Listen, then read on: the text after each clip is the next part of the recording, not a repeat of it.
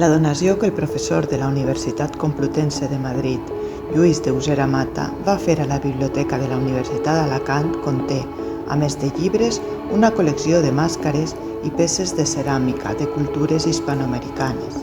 Poca informació tenim sobre les condicions en què el professor Usera Mata va obtenir aquests materials. No obstant això, es pot afirmar que es tracta de peces d'artesania popular d'ús utilitari. La Biblioteca de Filosofia i Lletres custodia un conjunt de màscares, tant simples com mecàniques, de pobles natius americans. Es tracta de complements utilitzats en cerimònies, festes i rituals. Representen tant personatges com animals i estan decorades amb colors vius. La ceràmica, principalment de la cultura xancai, està pintada en color negre o marró, sobre un fons crema o blanc.